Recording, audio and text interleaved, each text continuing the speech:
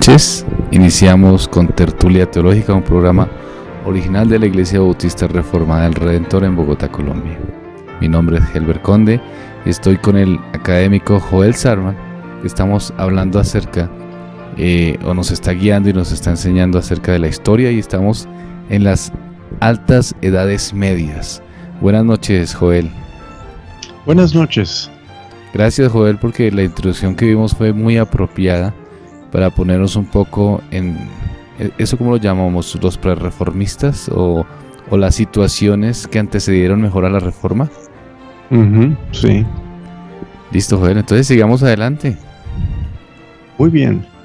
Entonces la última vez miramos el muy importante siglo XIII y ahora vamos a arrancar con el 14º siglo, cuando se empiezan a calentar las cosas hacia la reforma. Las edades medias están concluyendo. Un historiador le llama a este periodo el otoño de las edades medias. Es cuando va a venir muy pronto el renacentismo y el humanismo y todas esas cosas que acompañan la reforma. Pero estamos en el 14º siglo, los años 1300.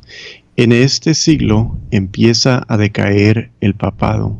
Llegó al pico de su poder en el siglo XIII, a través de controversias y muchas cosas que se hicieron. Fue muy dominante en el siglo XIII.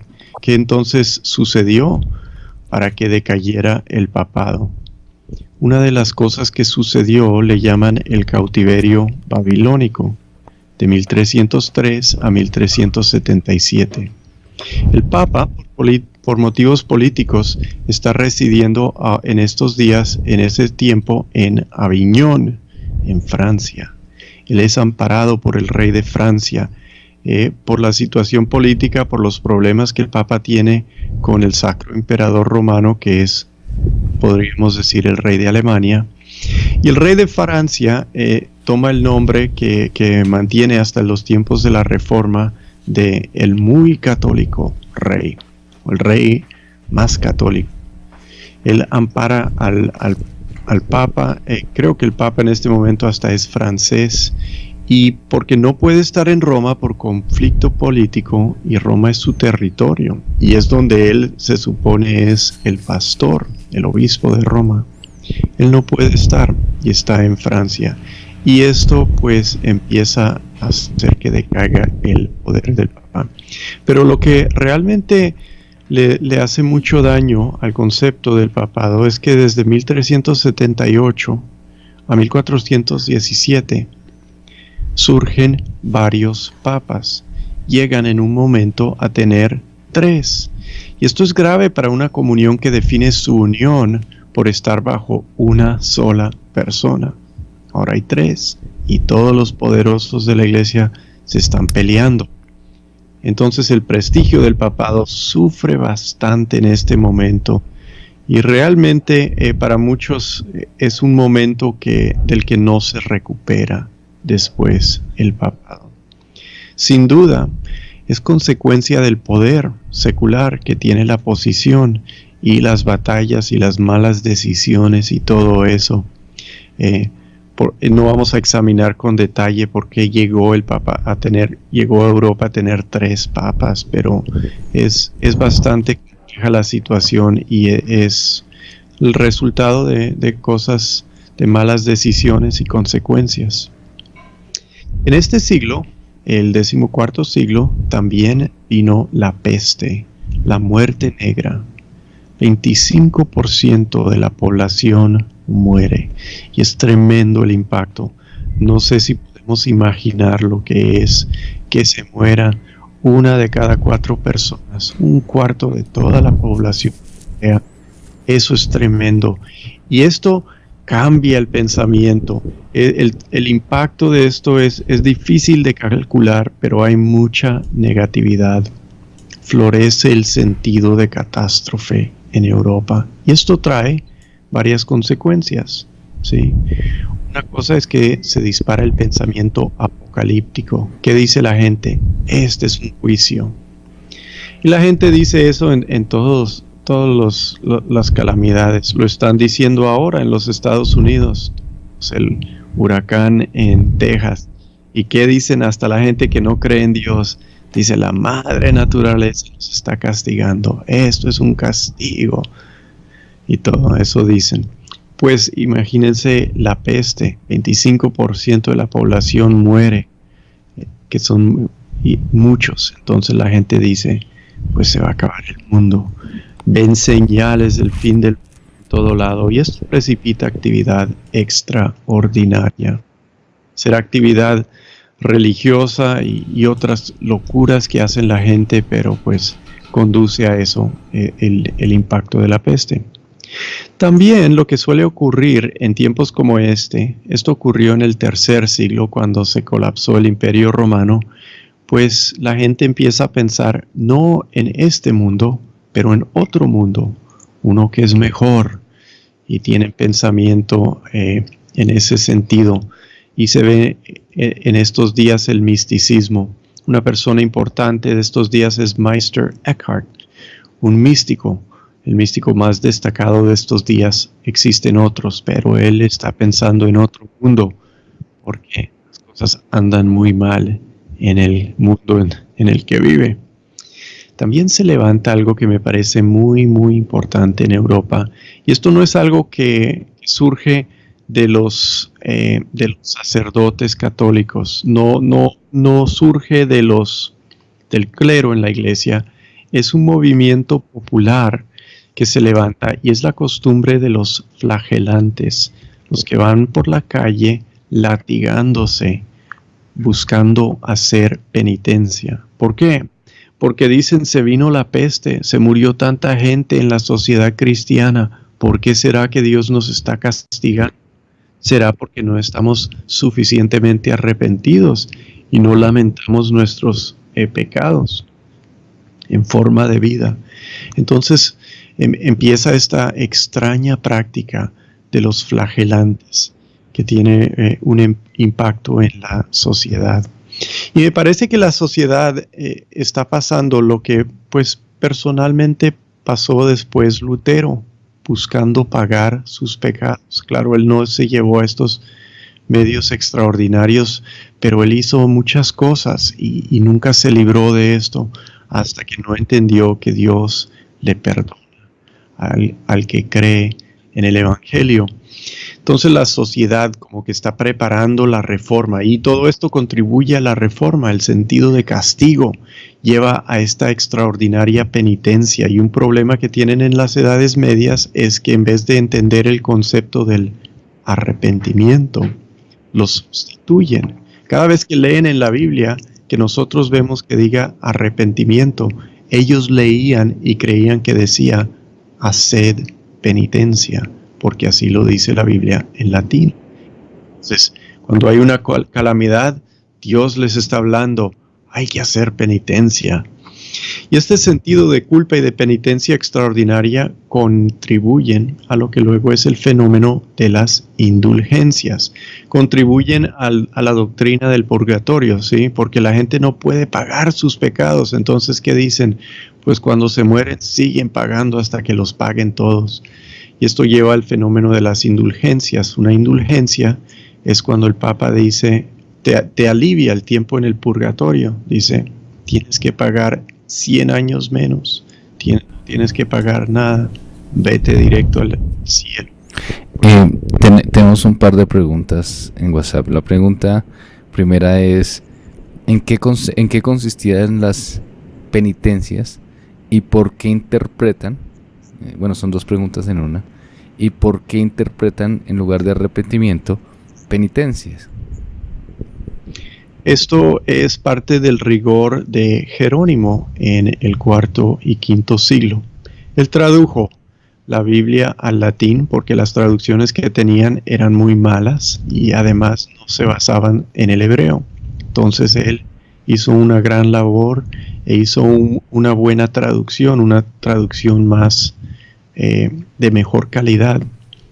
Pero él era un hombre de mucho rigor y a él le parecía que el arrepentimiento había que traducirlo en forma fuerte como penitencia. Y ese impulso rigorista de Jerónimo entró a la religión occidental e influyó bastante. Y cuando se perdió la habilidad de entender el griego y los idiomas originales, pues la gente solo sabía lo que tenían en su traducción, que dice haced penitencia. ¿Cuáles eran las penitencias? Pues las penitencias pueden ser 10 Padre Nuestros y 9 Ave María. La penitencia puede ser, ese es un pecado tan grave que tú tienes que hacer un peregrinaje y tienes que dar plata a un monasterio y tienes que andar descalzo 20 kilómetros, cosas así. Nunca, dijo la iglesia, hay que latigarse. Eso lo empezaron a hacer espontáneamente. Y todas esas prácticas de rigor pues crecieron. La gente dijeron, ¿cómo me voy a castigar para verdaderamente hacer penitencia? Pues se inventaron muchos castigos corporales. No comer carnes, y eso es la penitencia de la Cuaresma. No comer carne, comer nunca carne el viernes. Todas esas cosas son penitencias. Nos hacen otra pregunta desde WhatsApp. Nos dicen, ¿cuáles eran los objetivos o el objetivo de la penitencia? Pues buscar expresarle a Dios que uno lamentaba su pecado y se castigaba y estaba colaborando con el castigo que uno iba a merecer. Recordemos que la idea era obtener la salvación a través de una vida transformada, ¿sí? Para ellos la justificación viene cuando uno es transformado y es santo y se conduce en forma santa y todo su comportamiento es santo. Entonces, si uno comete un pecado, pues dice, ¿qué voy a hacer para cambiarme? Pues me voy a castigar y a ver si así me logro cambiar. Es parte de todo ese sistema y por eso lo hacen. Digamos que, por ejemplo, en Colombia o en Latinoamérica, las penitencias dentro de la Iglesia Católica todavía siguen siendo muy comunes. Pero no solamente es por el deseo de tener como algún tipo de cambio, sino que se hace bastante por el deseo de recibir un beneficio. Entonces hay penitencias para que se cumplan ciertas promesas. Por ejemplo, si me va bien en tal asunto o si voy a recibir una casa, entonces voy a hacer una penitencia. Aquí es muy común ir a Monserrate. Entonces voy a ir a Monserrate 9 domingos. Cumplo esa penitencia por recibir cierto favor. Eso es muy común, ¿no? O sea, también es las penitencias. No sé si en ese tiempo era igual, pero hoy en día la penitencia es por recibir un favor, además de por tratar de tener una paz con Dios. Pues quizás es diferente, me parece en algo parecido, o sea, es una religión en la que uno tiene que merecer, hacer algo meritorio, ¿sí? Quizás ellos estaban más por la peste, porque era un tiempo distinto, estaban más ocupados con su propio pecado y el castigo por eso, pero también creo que pues hay gente que en ese tiempo que manejaban la religión en esa forma supersticiosa, ¿sí? Que me vaya bien con esto, pues, y si ocurre, pues voy a ir de peregrinaje a este lado, todo eso. Sí, es el punto acá, como dice Joel, es el hecho de merecer, de hacer alguna cosa y yo esforzarme por esa cosa para ganar, para tener alguna ganancia. En eso, digámoslo así, o en eso consiste la penitencia. Totalmente sí. contrario a lo que dicen las Escrituras y al Evangelio del Señor Jesucristo, ¿no? Que no es por obras, sino por la gracia del Señor. Pero en ese tiempo, pues, el concepto de obras era muy fuerte dentro de la Iglesia Católica, de tratar de hacer para lograr. Sí, y eso me lleva a hacer dos observaciones. Una es que este sistema meritorio acaba dándole como cantidad a estas transacciones religiosas, o sea, y lo comercializa después de un rato, ¿sí? Si tiene una cantidad, si lo que gano es porque vale tanto mérito, pues esto se ve como lleva las indulgencias, en la cual uno da plata nada más y recibe, porque ya se ha cuantificado, creo que no sé si se usa esa palabra. Cuantificado, sí, como de multiplicar. La segunda observación es que se me olvidó lo que iba a decir. Y otra observación sobre esto que acabas de decirme. Estamos hablando de la cuestión de la gracia y de las obras y de que pues Sí. es contrario a la Biblia, ¿no? Esto es algo que aprendí hace unos pocos días en un tema no relacionado, pero el catolicismo dice somos salvos por la fe. Y la Reforma nos enseña que no es suficiente decir que somos salvos por la fe. Tenemos que decir somos salvos solo por fe, ¿sí? Porque si dices que son salvos por la fe, ellos le añadían otras cosas. Obviamente ellos creen en algo, pero también añaden otras cosas. Y lo que nos libra es que sabemos que somos salvos no por ningún mérito o ningún hecho o nada que somos. Somos salvos simple y solamente por fe en Cristo, que nos da redención gratuita. Exacto, muy bien. ¿Y en qué consistían entonces? Pasamos al tema de las indulgencias, ¿verdad? Pues no íbamos a hablar mucho de ellas. No, tranquilo. Sigo con lo que contribuye a la Reforma, si muy quieres. Bien, sí. Entonces, en todo esta atmósfera, la catástrofe, el sentido de calamidad, el fin del mundo, la extraordinaria penitencia, la seriedad sobre esta transacción que están tratando de manejar, ¿qué pueden hacer? La gente se preguntaba, ¿qué pueden hacer los poderosos? ¿Qué está haciendo el rey? ¿Y qué está haciendo el papa para ayudarnos? Que haga algo, ¿sí? Y luego preguntan, ¿por qué deshonran a Dios saliéndose de Roma, donde el papa es el pastor y debe estar ahí cuidando a la gente? ¿Y por qué tenemos varios papas cuando solo debe haber uno? ¿Y por qué viven en lujo y riqueza, siendo que la pobreza es el ideal? Ellos en esos tiempos tenían el ideal de la pobreza cristiana por el monasticismo que inculca esta confusión, ¿sí? Toma los dichos del Evangelio, benditos los pobres y todo eso en una forma exclusivamente literal. Lo que vamos a ver, esto prepara el protestantismo, porque el protestantismo se vuelve muy enemigo de ese ideal de la pobreza. Se vuelve enemigo del ideal de la pobreza y especialmente de los que andan mendigando. Y lo que van a hacer los reformadores es que van a sacar todos los mendigos de sus ciudades, les van a dar trabajo, les van a preguntar usted dónde viene, usted qué hace, usted qué puede hacer, dedíquese a esto, trabaje aquí, si no quiere trabajar, los sacan. Se vuelven enemigos del ideal de la pobreza. Y esa es una interesante cosa que preparan las edades medias con los excesos, el lujo del papado y los poderosos y también el ideal de la pobreza que a la misma vez mantiene la iglesia. En este siglo también vive Dante Alighieri, que escribe el gran poema de la civilización medieval cristiana. Un gran poema, la Divina Comedia, un poema cristiano, una epopeya cristiana y un gran logro de la contribución de esa civilización. También viven en este tiempo dos personas que nos interesan mucho, John Wycliffe y John Huss. Juan Wycliffe y Juan Huss, ambos se llamaban Juan, pero les usamos sus nombres en sus idiomas, John en inglés y Jan en el idioma de checos de la República Checa.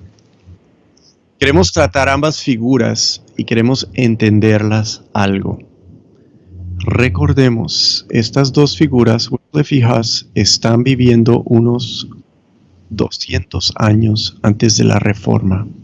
100 años en el caso de Huss, o Hus quizás se dice en español. ¿Así lo dicen, Helbert? Hus. figuras. Sí, señora, ambas, sí se dice Juan Hus. Juan Hus. Ok. Que creo que quiere decir ganso. Los historiadores hablan de estas dos figuras como herejes. Y queremos entender algo de por qué hacen eso. Es importante para la historia a veces hablar de las personalidades como lo hicieron en sus tiempos. Fueron condenados como herejes por su sociedad. No es común que nosotros los protestantes pensemos en nuestros héroes como herejes, pero los buenos historiadores los llegan a llamar herejes. Y si pues leemos libros reputables de historia de esta época, vamos a encontrar que a veces los denominan herejes. Los herejes medievales son personas que se levantan y se perciben que se levantan contra la sociedad, ¿sí? Y entonces ellos no son herejes en el sentido de que tienen doctrina falsa que nosotros repudiaríamos. Pero Wycliffe y Hus son herejes en el sentido de que presentan una amenaza para su sociedad y su sociedad los condena por persistir en eso. Y vamos a hablar un poco más de eso después, pero es una cosa que se hace y creo que debemos entender que no siempre los llamamos herejes porque por motivos de doctrina a estas figuras medievales. Es muy difícil saber a veces por las condenas que se hicieron en las edades medias si los que condenaron son gente común y corriente o si son herejes. No hay mucha diferencia entre muchos herejes, por ejemplo, y Francisco de Asís, que es un santo.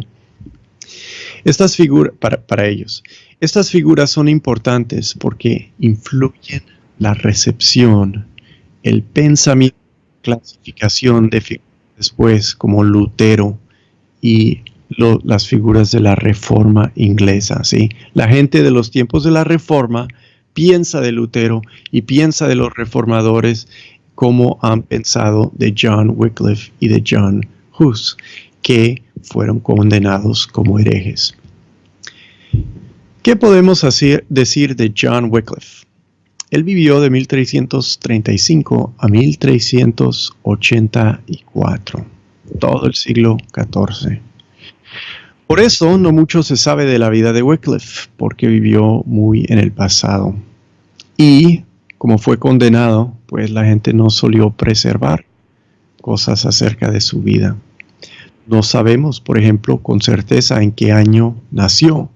Su primera fecha cierta es 1356, cuando era estudiante en Oxford. Entonces se calcula desde ahí, se dice, bueno, si en 1356 estuvo haciendo estas cosas, tuvo que ingresar en este tiempo, solían ingresar a esta edad, entonces pensamos que nació en este año. Pero eso no puede ser, no tiene que ser necesariamente así. Son muy inciertas las fechas de Wycliffe. En Oxford estuvo mucho tiempo estudiando, ejerciendo docencia. Fue maestro del colegio de Balliol. Esas universidades tienen divisiones distintas a nuestras universidades aquí. Tienen colegios separados. Entonces estuvo en el colegio de Balliol como maestro, es decir, ejerciendo docencia. Y no fue un monje, no fue un fraile, fue un sacerdote. No tomó esos votos, entonces lo llamaban un secular. Es decir, parte del clero que no fue parte de un monasterio o una orden monástica como los franciscanos o los dominicanos. No participó en eso, fue un secular, un sacerdote. Pero no se casó porque los sacerdotes no podían casarse. Wycliffe era un pensador muy, muy filosófico. He leído un poco de lo que ha escrito él, de sus sermones y otros escritos, y es un pensador muy pesado, muy filosófico. Él manejaba el escolasticismo de su época, ¿sí? El escolasticismo de Tomás Aquino, y después él manejaba todo eso.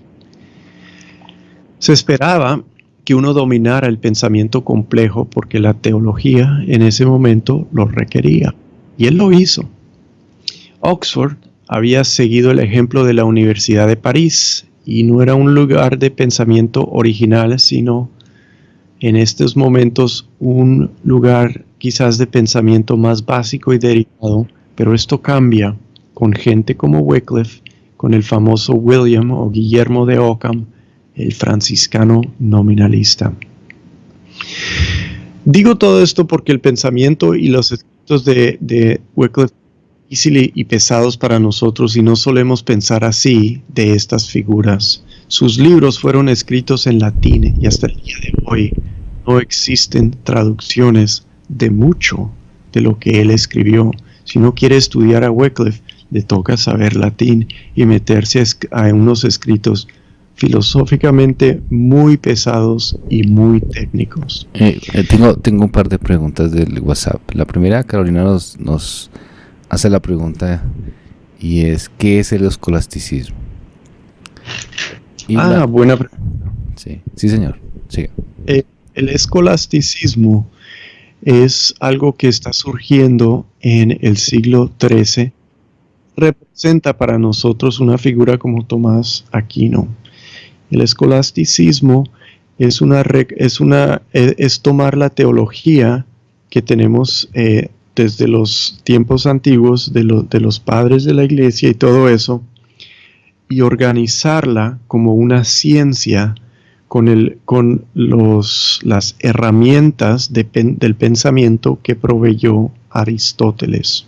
Algunos le llaman una síntesis con el aristotelismo.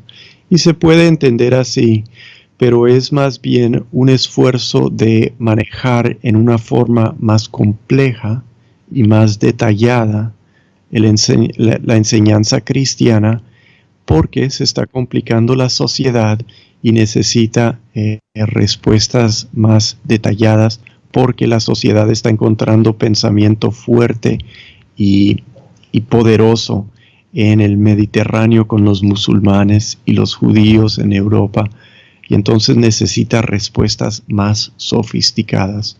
El escolasticismo es una forma más sofisticada y avanzada de manejar la enseñanza cristiana y desarrollar su teología. Va a haber en el final del siglo XVII un fenómeno que le llaman el escolasticismo protestante, que sí es paralelo al escolasticismo del siglo XIII y este siglo XIV que maneja Wycliffe. Podemos decir que el escolasticismo básicamente es el ambiente educativo, ¿verdad? Es un ambiente educativo. Es un ambiente educativo de las formas, de los medios para la mayor comprensión, donde hay preguntas, digamos, donde se busca más bien respuestas inteligentes. Es todo como una academia intelectual, todo movimiento intelectual, pues. Sí, mira, aquí tengo la Suma Teológica. Voy a leer unos ejemplos para que tengan una idea. Listo. Sí, Tomás Aquino dice: ¿qué es y qué comprende la doctrina sagrada? Entonces él dice, es una pregunta, ¿verdad? Eso es lo que hace el escolasticismo, hace preguntas y busca responderlas. ¿Qué es y qué comprende? ¿Qué comprende? ¿Qué tanto comprende lo que es la doctrina sagrada? Para encuadrar debidamente el plan que nos hemos trazado, es imprescindible que antes que nada averigüemos qué es y qué comprende la doctrina sagrada. Entonces voy a hacer estas preguntas. ¿Es o no es necesaria? Y la va a contestar con mucho detalle. ¿Es o no es ciencia? Y lo va a contestar en forma positiva. Es ciencia. Esto lleva al escolasticismo. ¿Es una o es múltiple? Va a responder es una. ¿Es especulativa o es práctica? Va a decir son ambas. La verdad, la sacra doctrina es especulativa y tiene su parte práctica. Eso no es comparable a las otras ciencias. ¿Es como la biología o no es como la biología? ¿Es o no es sabiduría? Esa es otra pregunta, una categoría más amplia que la de la ciencia. ¿Cuál es su sujeto? ¿Cuál es el sujeto propio de la doctrina sagrada? ¿Es nuestro conocimiento de Dios o es Dios mismo? ¿Es o no es argumentativa? Así procede el escolasticismo, con estas preguntas muy puntuales que se responden en una forma muy completa. Perfecto, hermano. La segunda, nos dice Wilson. ¿Podemos decir entonces que Wycliffe tenía más un pensamiento filosófico que evangélico? Sí, sí, muy bien dicho. O sea, el hombre no creyó, por ejemplo, en la justificación por la fe. Wycliffe siempre creyó lo que todos creían en su tiempo, que hay que merecer en alguna forma la salvación porque no se había clarificado y no se había recuperado. Son cosas distintas, paralelas que ocurren. La doctrina de la justificación solo por fe.